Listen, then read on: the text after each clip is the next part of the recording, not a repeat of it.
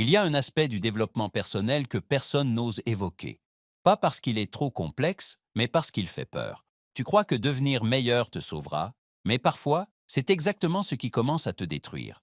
Tu t'es sûrement déjà demandé pourquoi, malgré tes efforts pour t'améliorer, tu te sens parfois plus perdu qu'avant, plus vide. Comme si en cherchant à devenir quelqu'un d'autre, tu avais commencé à t'éloigner dangereusement de toi-même. Le monde te répète d'être plus fort, plus productif, plus discipliné. Mais personne ne te dit ce que tu risques à trop écouter ces voix. Il existe une frontière invisible où l'amélioration devient obsession et où l'obsession te vole ton âme. Tu le sais au fond de toi. Tu sens cette fatigue intérieure, ce doute silencieux, cette pression constante de ne jamais être assez. Tu avances, mais tu ne sais plus pourquoi. Tu grandis, mais tu ne sais plus vers quoi. C'est ici que commence le côté sombre. Si tu n'apprends pas à le reconnaître, tu tomberas dans le piège que des milliers traversent, devenir meilleur en se perdant, courir vers un idéal qui n'était jamais le tien, travailler sans comprendre ce que tu poursuis réellement.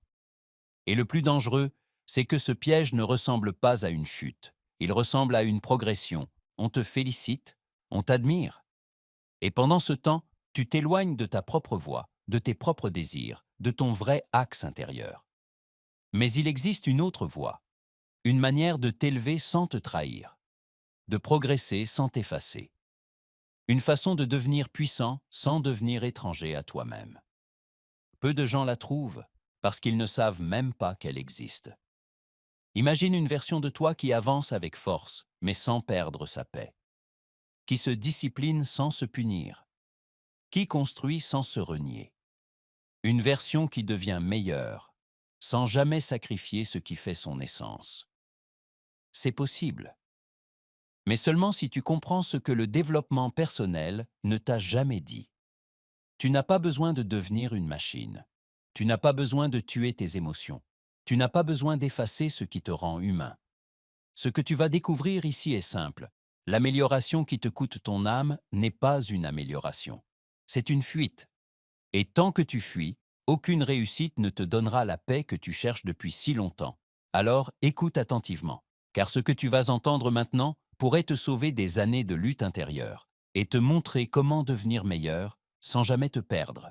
Il existe un piège silencieux dans lequel tombent des milliers d'hommes sans jamais s'en rendre compte. Ils pensent avancer, mais ils dérivent. Ils croient se transformer, mais ils s'éloignent. Ils imaginent qu'ils deviennent meilleurs, alors qu'ils se perdent. Ce piège, c'est celui du progrès emprunté, du progrès qui n'a pas été choisi par l'âme, mais imposé par le monde. Un piège qui ressemble à une victoire, mais qui porte en lui les germes de la confusion. Tu l'as peut-être senti. Ce moment où tu fais tout ce qu'il faut, tout ce que les autres recommandent, tout ce que les livres répètent. Et pourtant, quelque chose sonne faux. Tu ne te sens pas plus proche de toi, mais plus loin. Tu ne te sens pas plus solide, mais plus fragile. Tu ne te sens pas plus clair, mais plus dispersé. Ce sentiment n'est pas une faiblesse, c'est un avertissement. Un avertissement que tu poursuis peut-être un idéal qui n'est pas le tien. Le développement personnel t'a promis la liberté. Mais si tu n'y prends garde, il peut aussi t'enchaîner. Il peut te pousser à devenir un personnage, un masque, une apparence. L'homme commence à vouloir s'améliorer, puis il veut plaire. Il commence à avancer, puis il veut prouver. Il commence à changer, puis il veut être admiré. Et sans comprendre comment, il glisse dans une prison invisible où chaque effort n'est plus une construction, mais une fuite. Je l'ai vu dans les yeux de ceux qui venaient me parler de leurs ambitions. Ils parlaient avec passion, mais leur voix tremblait d'un doute qu'ils n'osèrent pas nommer. Ils avaient changé, oui, mais pas dans le bon sens. Ils avaient grandi, mais dans la direction des attentes extérieures. Ils avaient travaillé, mais pour une image. Ils avaient voulu devenir forts, mais seulement pour masquer leur peur. Ce n'est pas du progrès, c'est une dérive. Il existe une manière subtile pour un homme de se perdre. Ce n'est pas en échouant, mais en réussissant ce qu'il n'a jamais réellement voulu.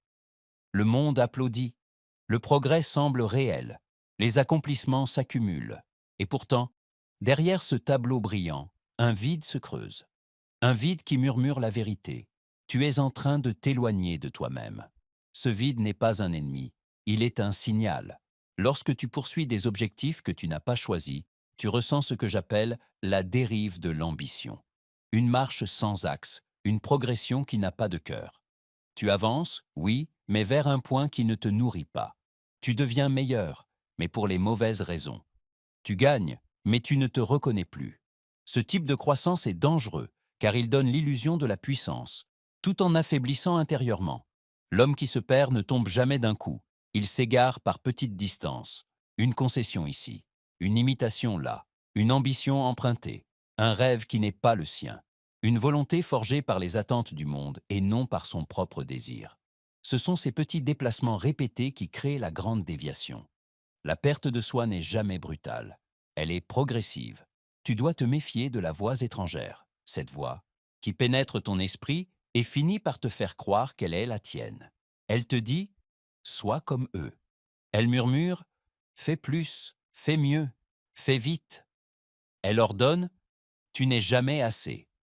Elle s'habille des mots du progrès, mais ce n'est pas du progrès. C'est une fuite loin de ta nature, une fuite loin de ton axe, une fuite loin de ta vérité. Observe l'homme qui se renie pour progresser. Il devient plus performant, mais moins vivant. Il devient plus discipliné, mais moins libre. Il devient plus admiré, mais moins en paix. Il sacrifie sa propre voix pour suivre un cœur qui ne chante même pas sa mélodie. Et le pire, c'est que le monde l'encourage. Il l'applaudit, il le félicite, il le pousse à s'éloigner encore davantage. Ce piège est d'autant plus dangereux qu'il ne ressemble pas à un piège. Il ressemble à une ascension. L'homme gravit les marches, mais ce n'est pas son escalier. Il se bat, mais ce n'est pas son combat. Il progresse, mais ce n'est pas son chemin. Et chaque victoire lui coûte un morceau de lui-même. Tu ressens peut-être cette fatigue silencieuse, ce poids intérieur qui ne vient pas de l'effort, mais de l'absence de sens. Tu avances, mais tu ne sais plus vers quoi. Tu accomplis, mais tu ne sais plus pourquoi. Tu changes, mais tu ne sais plus pour qui. Cette fatigue est le signe que ta progression n'est plus un acte de construction, mais une tentative d'échapper à ce que tu refuses de regarder. Le développement personnel peut te voler plus que ton temps. Il peut te voler ton identité. Il peut te voler ta simplicité. Il peut te voler ta paix. Il peut te voler ton intuition, cette petite voix qui te guidait naturellement avant que tu n'entres dans la course effrénée de la perfection. L'homme qui s'améliore sans se connaître devient un pantin de ses propres ambitions. Je te le dis avec toute la force que permet l'expérience. L'amélioration qui te coûte ton âme n'est pas une amélioration. Elle est un mensonge, une façade, une apparence de puissance, mais une vérité de faiblesse. Car être puissant, ce n'est pas faire plus, c'est être plus soi. Les grands hommes n'ont jamais sacrifié leur essence. Edison n'a jamais imité les rêves des autres. Carnegie n'a jamais poursuivi ce qu'il ne sentait pas comme sien.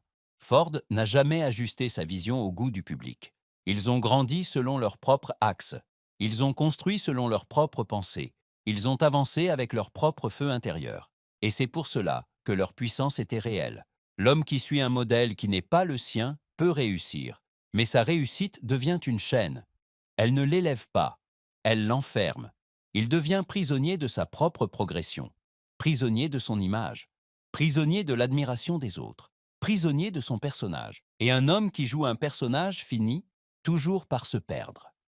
Tu dois identifier maintenant ce qui, dans ton désir de t'améliorer, vient réellement de toi, et ce qui vient du monde, ce qui vient de ta vraie ambition, et ce qui vient de la pression extérieure, ce qui vient de ton axe, et ce qui vient de la voix étrangère. Car tant que tu mélangeras les deux, tu avanceras en te divisant. Répète ceci: je refuse de devenir un étranger dans ma propre maison intérieure. Cette phrase doit être le fondement de ta renaissance. Car la première étape pour devenir réellement puissant est de redevenir vrai. Il existe un danger plus subtil encore que la dérive. C'est le moment où l'homme commence à s'améliorer, mais pour les mauvaises raisons. Ce moment marque la naissance d'un type particulier d'esclavage. Non pas l'esclavage du monde extérieur, mais l'esclavage du progrès lui-même. L'homme croit qu'il grandit, alors qu'il ne fait que courir après un idéal qui n'a jamais été le sien. Il confond le mouvement avec l'accomplissement et l'effort avec la direction. Lorsque tes efforts ne viennent pas de ton âme, ils deviennent des chaînes. Tu ne les sens pas au début. Tu crois même qu'elles te protègent, qu'elles te donnent une structure, qu'elles te poussent à devenir plus fort. Mais chaque chaîne, même brillante, finit par peser. Et tu le sens, ce poids intérieur qui n'est pas celui du travail, mais celui d'un idéal emprunté. Il existe dans le cœur humain une vérité immuable. Si tu poursuis quelque chose qui n'est pas né de toi, tu finiras par t'essouffler, même si tu atteins l'objectif. Le monde te dira « bravo », mais toi, tu sentiras une fissure qui murmurera « ce n'était pas pour toi, ce n'était pas ta route, ce n'était pas ton désir ». Et cette fissure s'élargira jusqu'à devenir une rupture morale. J'appelle cela le désir emprunté. C'est le désir que l'homme adopte sans le choisir. Il le porte comme un manteau trop grand, persuadé que cela le rendra plus impressionnant. Mais un manteau trop grand n'élève pas, il déforme. Le désir emprunté commence par une simple inspiration, puis il devient imitation, puis il devient obligation. Et l'homme ne sait plus distinguer ce qu'il veut vraiment de ce que les autres veulent pour lui. Regarde l'homme qui confond ambition et imitation. Il se lève tôt, travaille fort, s'impose des règles strictes, mais il ne sent rien bouger en lui. Ce qu'il construit extérieurement s'écroule intérieurement. Il gagne en efficacité, mais perd en authenticité. Il devient plus rigoureux, mais moins aligné. Il avance plus vite, mais plus loin de lui-même. Ce n'est pas de la croissance, c'est une fuite déguisée. Il existe un autre mensonge dans lequel tombent les hommes, le masque du progrès. C'est ce masque que tu portes lorsque tu veux être vu comme quelqu'un qui avance, quelqu'un qui évolue, quelqu'un qui impressionne. Mais ce masque est lourd, il t'épuise plus que le travail lui-même, car il t'oblige à jouer un rôle chaque jour, un rôle que tu n'as jamais choisi, un rôle qui n'est pas toi. Le masque du progrès n'apparaît pas dans les grands moments. Il apparaît dans les détails, dans cette manière de marcher pour sembler sûr, dans cette manière de parler pour paraître discipliné, dans cette manière de sourire pour cacher ton doute. Ce masque ne te protège pas, il te sépare. Il crée une distance entre ce que tu es et ce que tu prétends être. Et cette distance devient, à la longue, un gouffre. L'homme ne ressent pas ce gouffre tout de suite. Il pense qu'il traverse une période difficile. Il croit qu'il manque d'énergie. Il se dit qu'il doit simplement redoubler d'efforts. Mais plus il force, plus il s'éloigne. Ce n'est pas d'effort qu'il manque, c'est d'axe. Ce n'est pas de discipline qu'il a besoin, c'est de vérité. Car tout progrès qui n'est pas enraciné dans une intention sincère finit par tourner au poison. Tu dois comprendre ceci. L'homme peut devenir esclave de son propre progrès. Il se fixe des objectifs qui ne sont pas nés de lui, puis il se juge lorsqu'il ne peut pas les suivre, puis il se punit, puis il se détruit. Il croit être exigeant, il croit être ambitieux, mais il ne fait qu'obéir à une voix étrangère qu'il confond avec la sienne. Ce piège est fréquent. Beaucoup d'hommes disciplinés tombent dedans.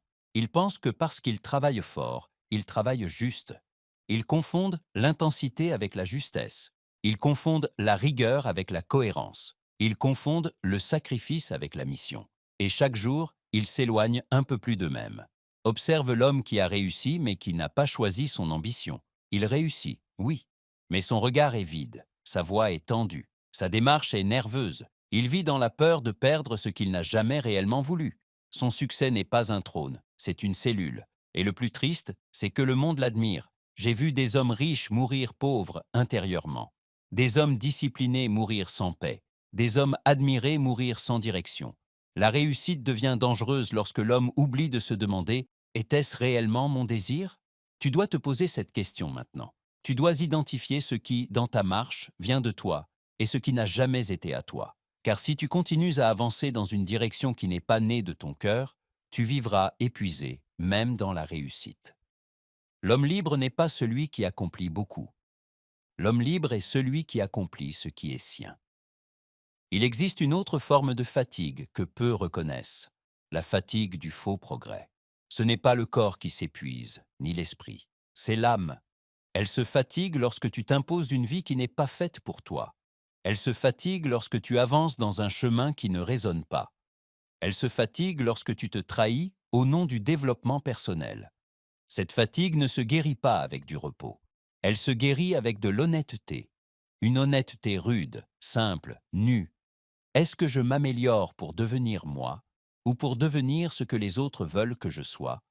Si tu manges la discipline sans écouter ta vérité, tu te détruis. Si tu poursuis des rêves étrangers, tu te perds. Si tu te construis selon les attentes du monde, tu t'effaces. Répète ceci. Je n'emprunterai plus les rêves des autres. Cela doit devenir ton premier acte de liberté. car un homme n'est jamais puissant tant qu'il avance avec une volonté qui n'est pas née en lui.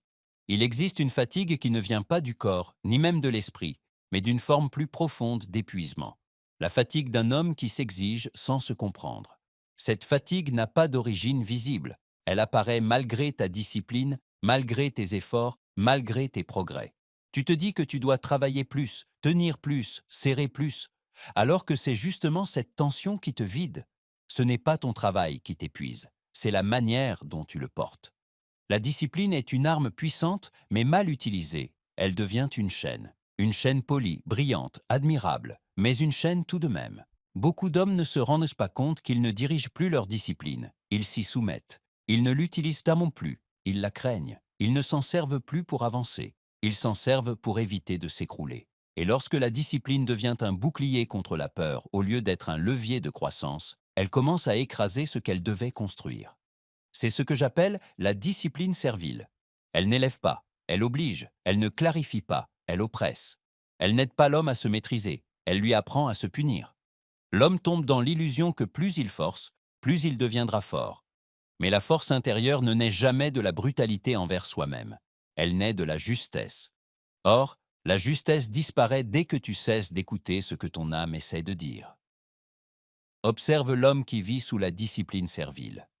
Il ne respire plus. Il retient son souffle moral. Il ne choisit plus. Il obéit à un idéal impitoyable qu'il n'a jamais vraiment défini. Il se lève chaque matin avec une tension intérieure, persuadé que s'il se relâche ne serait-ce qu'un instant, tout s'effondrera. Il vit dans la peur de décevoir, la peur de ralentir, la peur de perdre l'avance. Ce n'est pas de la discipline, c'est de la peur déguisée. La discipline servile fait naître une fatigue étrange. Tu peux dormir, mais tu ne te reposes pas. Tu peux réussir, mais tu ne t'élèves pas. Tu peux accomplir, mais tu ne t'animes pas. Cette fatigue intérieure n'est pas un signal que tu dois travailler moins, mais que tu dois travailler autrement, avec un axe, avec une direction vraie, avec une volonté qui ne te mutile pas. Lorsque la discipline n'est plus dirigée par ton essence mais par ta peur, elle devient destructrice. Elle te fait avancer, oui, mais dans la douleur. Elle te fait progresser, oui, mais sans te nourrir. Elle te fait tenir, oui, mais sans te grandir. Ce type de discipline transforme l'homme en instrument, en traction, en effort mécanique. Et l'homme mécanique finit toujours par se briser. Il existe pourtant une autre forme de discipline, la discipline souveraine. Elle n'obéit pas à la peur, mais à la clarté. Elle ne naît pas d'un manque, mais d'un but. Elle ne cherche pas à cacher quelque chose, mais à révéler quelque chose. Elle n'exige pas pour exiger, elle exige pour libérer. L'homme qui pratique la discipline souveraine ne se punit pas, il se construit. Tu dois reconnaître la différence, car ta vie dépend littéralement de ce choix. La discipline servile dit « fais-le sinon tu échoues ». La discipline souveraine dit « fais-le parce que c'est toi ». La première te vide, la seconde te remplit. La première te réduit, la seconde t'élève. La première te durcit, la seconde t'affermit.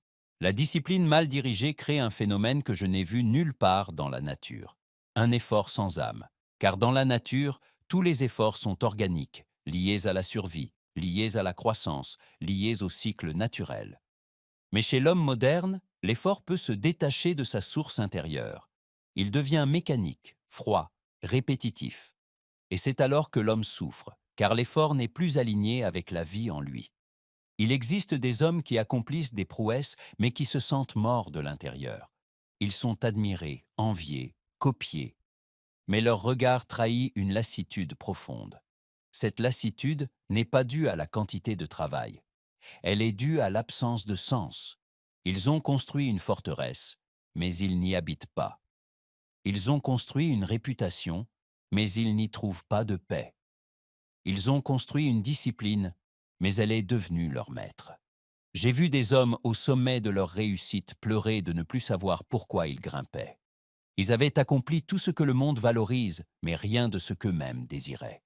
Ils étaient fatigués, non par l'ampleur de leurs efforts, mais par l'absence de leur âme dans ces efforts. Ils avaient oublié que la discipline devait être un moyen, jamais une identité. Il existe un signe simple pour reconnaître si ta discipline est servile ou souveraine. La discipline servile te vide, la discipline souveraine te ordonne. L'une grince et s'impose. l'autre s'aligne et t'élève. L'une te pousse à te punir, l'autre t'invite à te dépasser. L'une te rend nerveux, l'autre te rend calme. L'une t'arrache ton naturel, l'autre te révèle ton naturel. La fatigue intérieure que tu ressens parfois ne vient pas du fait que tu travailles trop, mais du fait que tu t'éloignes de toi pendant que tu travailles. Et cette fatigue est plus dangereuse que n'importe quelle douleur physique. Car le corps, lorsqu'il est fatigué, peut se reposer. Mais l'âme, lorsqu'elle est fatiguée, doit être redirigée. Tu dois donc te demander, qu'est-ce qui dirige ma discipline? Est-ce la vérité ou la peur? Est-ce mon axe ou l'attente du monde? Est-ce ma vocation ou ma comparaison? Car si tu ne regardes pas cela, tu construiras ta vie avec une discipline qui te détruira, au lieu de te sculpter. Lorsque tu te diriges toi-même, la discipline devient une arme fine, précise, noble. Elle t'aide à accomplir ce que ton essence appelle. Elle te donne de la force sans te priver de douceur. Elle te donne du courage sans t'enlever ta paix. Elle te donne de la rigueur sans t'enlever ta joie. Car la discipline souveraine ne coupe pas l'homme de lui-même, elle l'unit à lui-même. Mais la discipline servile, elle, le coupe en deux. Et un homme divisé ne construit jamais une vie entière.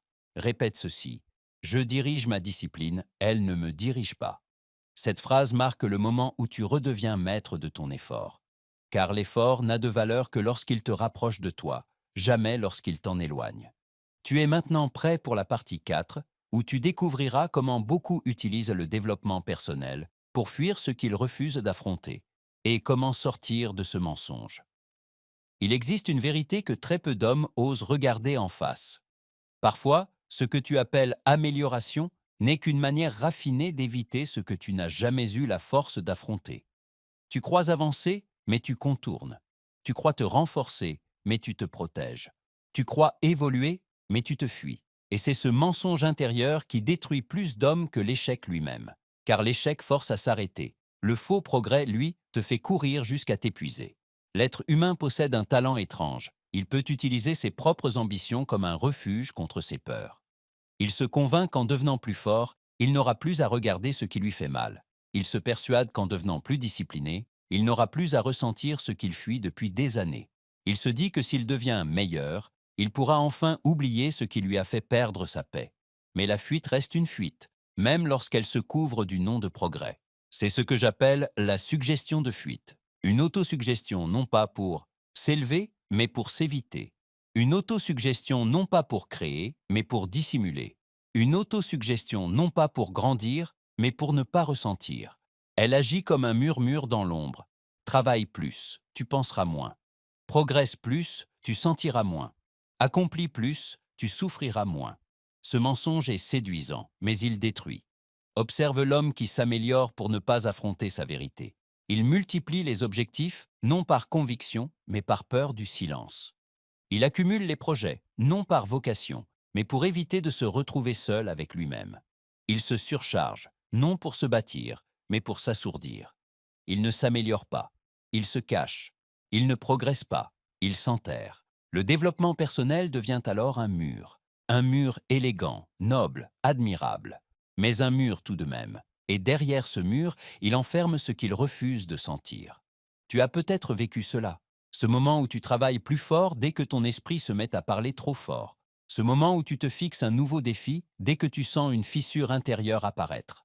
Ce moment où tu te précipites vers un nouveau niveau dès que ton âme demande simplement à être entendue. Ce n'est pas du progrès, c'est une fuite organisée. Et voici ce qu'il faut que tu comprennes. Tu ne peux jamais dépasser une peur que tu refuses de regarder. Tu peux la couvrir, la contourner, la maquiller, mais elle grandit dans l'ombre. Plus tu la fuis, plus elle gouverne tes décisions. Plus tu la caches, plus elle dirige ton ambition. Plus tu la recouvres de discipline, plus elle s'enracine dans ton identité. Il existe des hommes qui ont construit des empires simplement pour ne pas affronter leurs propres douleurs. Ils ont rempli leur vie pour ne pas affronter leur vide. Ils ont rempli leur journée pour ne pas affronter leur nuit.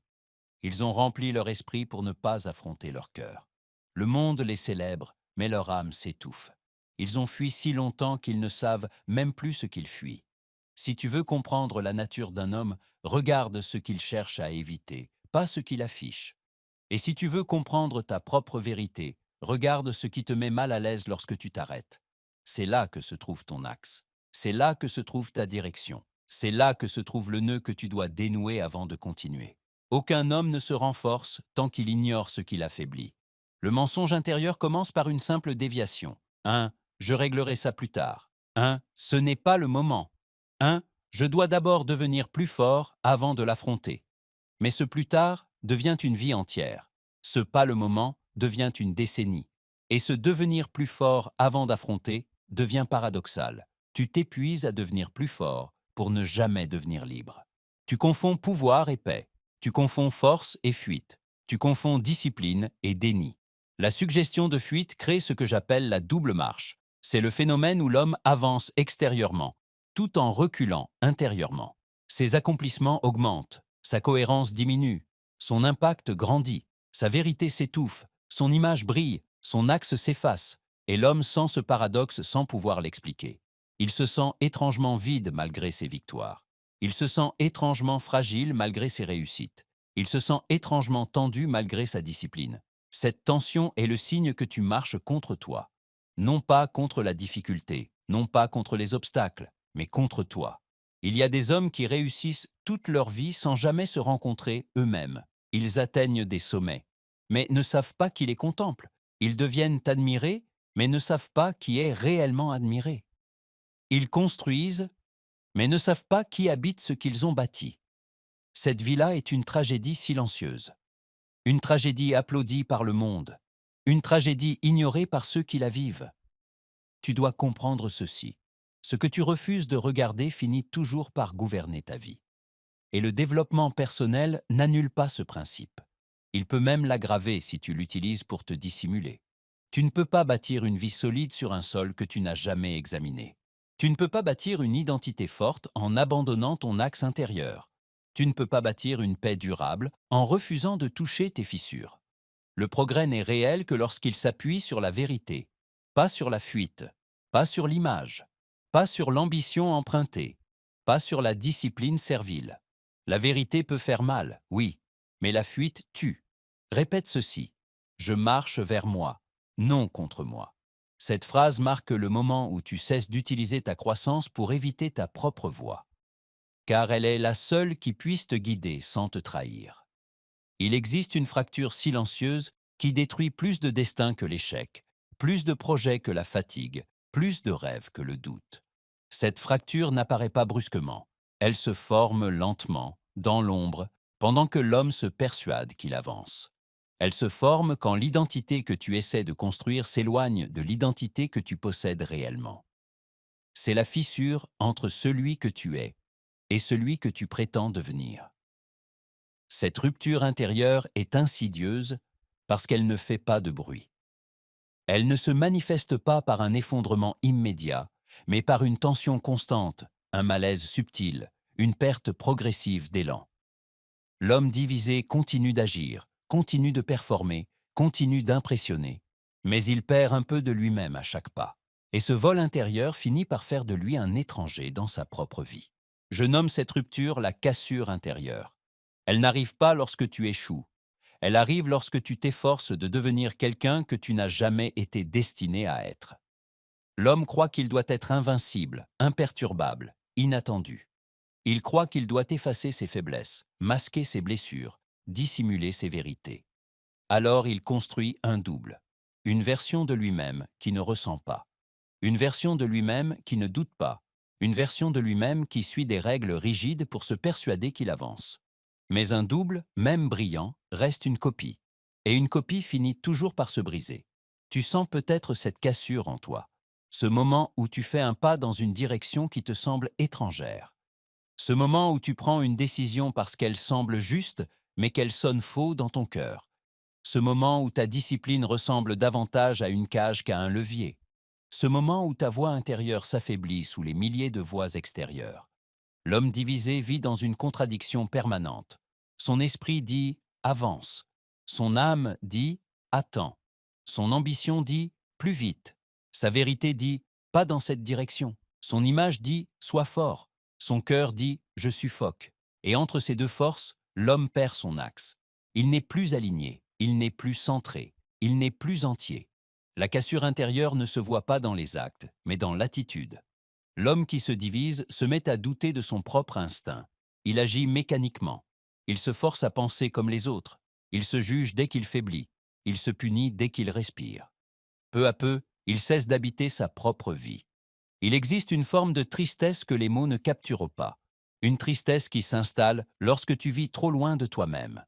Ce n'est pas la tristesse d'un échec, mais celle d'une trahison intime.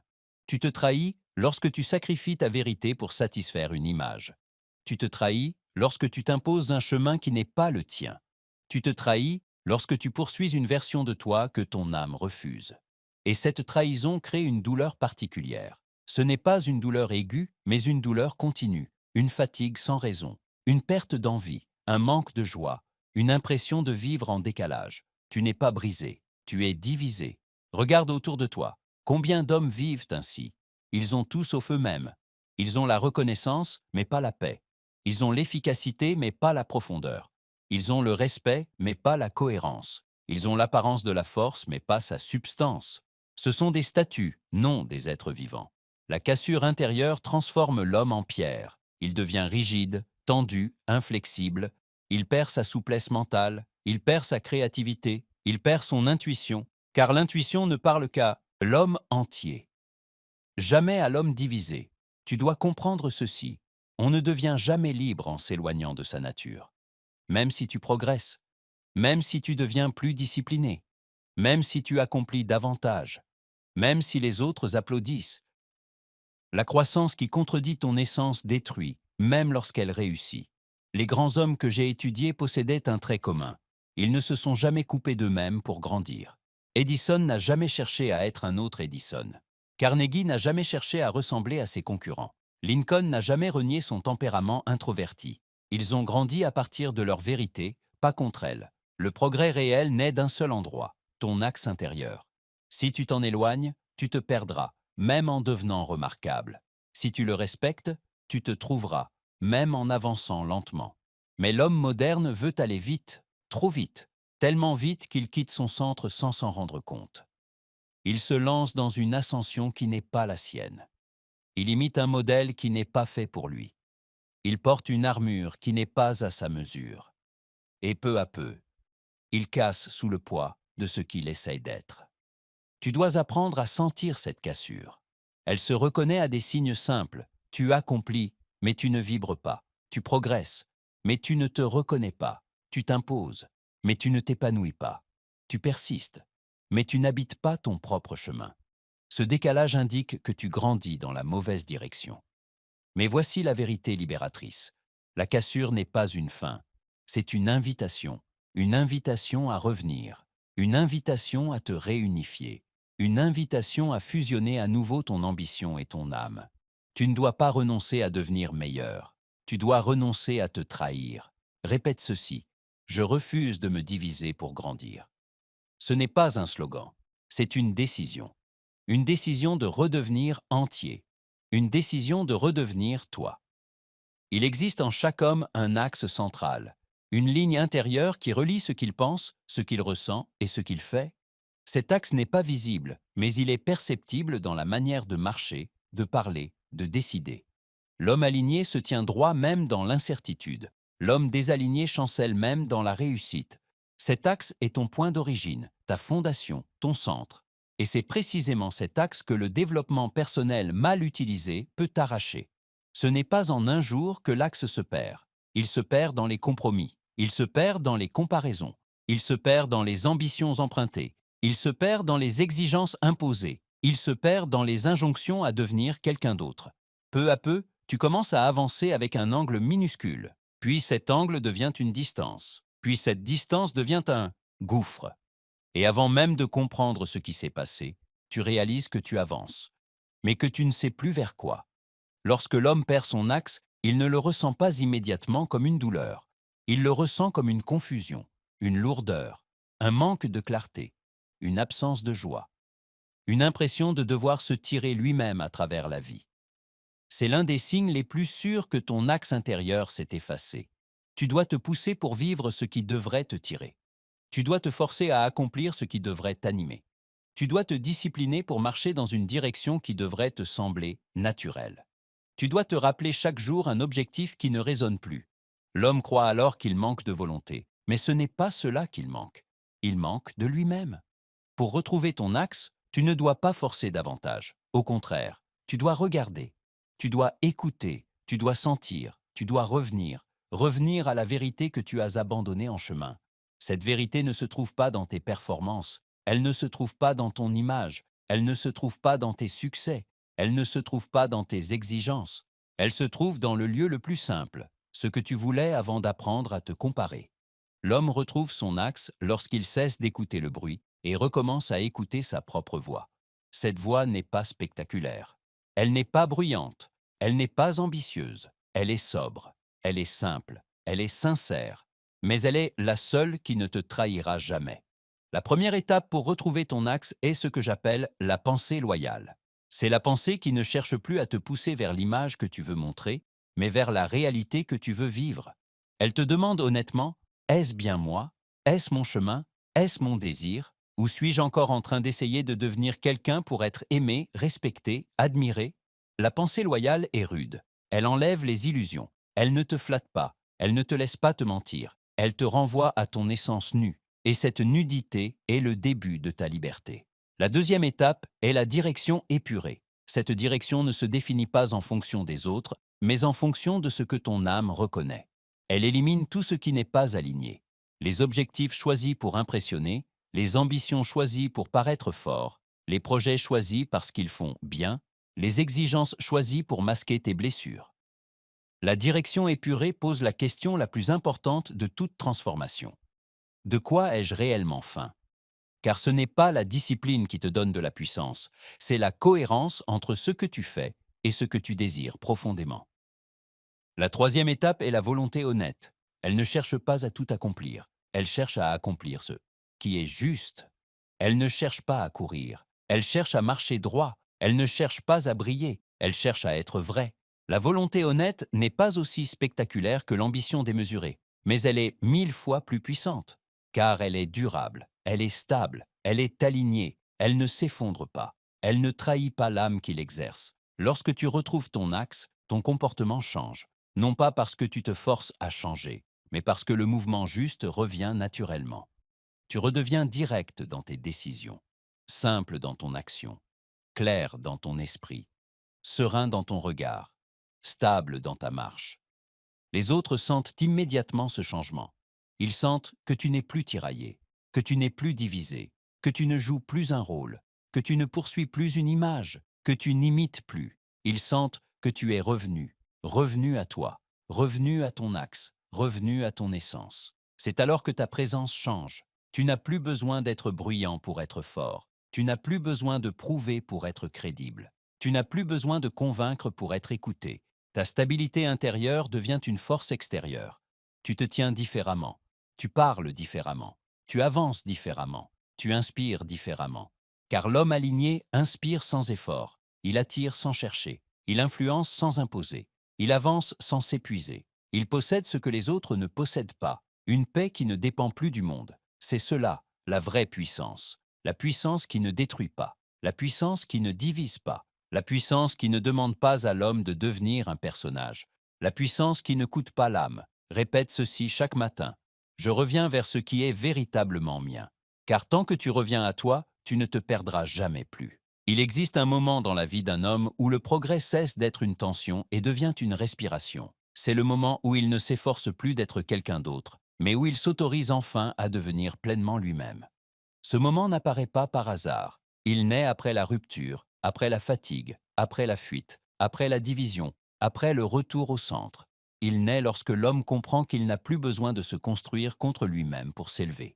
C'est ici que commence la vraie puissance. Non pas celle qui impressionne, mais celle qui équilibre. Non pas celle qui écrase, mais celle qui oriente. Non pas celle qui exige, mais celle qui éclaire.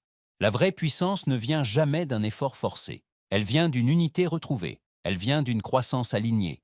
Elle vient d'un homme qui a cessé de se punir et qui a recommencé à se respecter. L'homme qui se respecte progresse d'une manière particulière. Il ne piétine plus son humanité pour aller plus loin. Il ne sacrifie plus son essence pour aller plus haut. Il ne renie plus ses émotions pour paraître plus fort. Il avance avec ce qu'il est, et non contre ce qu'il est. C'est ce que j'appelle la puissance accordée. Une puissance qui ne se force pas, mais qui s'accorde naturellement à l'âme qui la porte.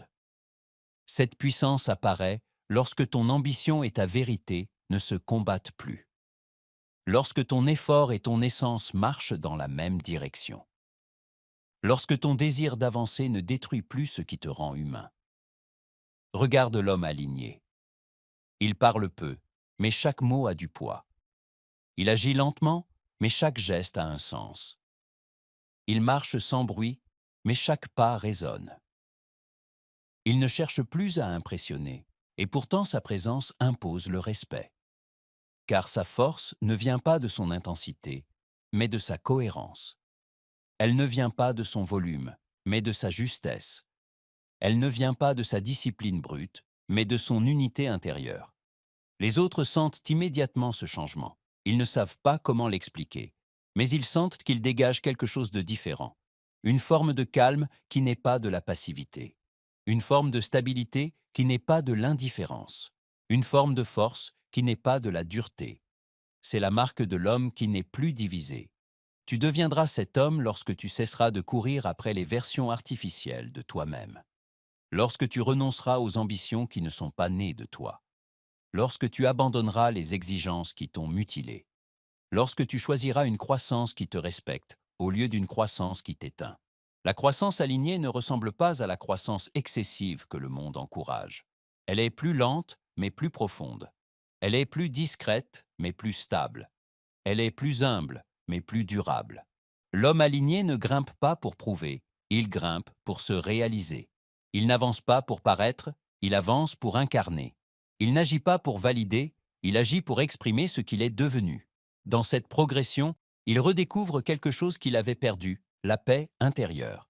Une paix solide, une paix stable, une paix qui ne dépend pas du résultat, une paix qui découle du fait de marcher en vérité. Ce qu'un homme recherche réellement n'est pas la perfection, ce n'est pas la discipline, ce n'est pas l'admiration, c'est cette paix. Car un homme en paix avance avec 10 fois plus de puissance qu'un homme tendu. Il voit plus clairement, il décide plus justement, il résiste plus facilement, il construit plus intelligemment. La vraie puissance n'exige pas d'écraser tes émotions, elle exige de les écouter sans te laisser gouverner par elles. La vraie puissance n'exige pas de tuer ton passé, elle exige de le comprendre. La vraie puissance n'exige pas de devenir invincible. Elle exige de devenir entier. Être entier, cela signifie que ton ambition, ta discipline, ta sensibilité, ta rigueur et ton âme marchent dans la même direction. Rien ne se contredit, rien ne s'oppose, rien ne se bat, tout s'harmonise, tout s'accorde. C'est cela qui rend un homme réellement puissant. Sa cohérence, son unité. Les grands hommes que j'ai observés dans ma vie possédaient tous cette unité. Ils n'ont jamais sacrifié ce qui faisait battre leur cœur pour atteindre ce que le monde appelait un sommet. Leur sommet était intérieur avant d'être extérieur. Leur progrès était moral avant d'être matériel. Leur discipline était en accord avec leur nature. Leur ambition était en accord avec leur axe. Leur réussite n'a jamais coûté leur vérité. Lorsque tu retrouves cette unité, les autres te voient changer de manière subtile mais indiscutable. Ils voient ton regard s'éclaircir. Ils voient ton corps se détendre. Ils voient ton esprit devenir plus direct. Ils sentent que quelque chose en toi s'est réassemblé. Ils sentent que tu es revenu à toi. Ils sentent que tu n'avances plus pour prouver, mais pour exprimer. Et cette expression, lorsqu'elle vient d'un homme entier, devient magnétique. Tu n'as plus besoin de convaincre.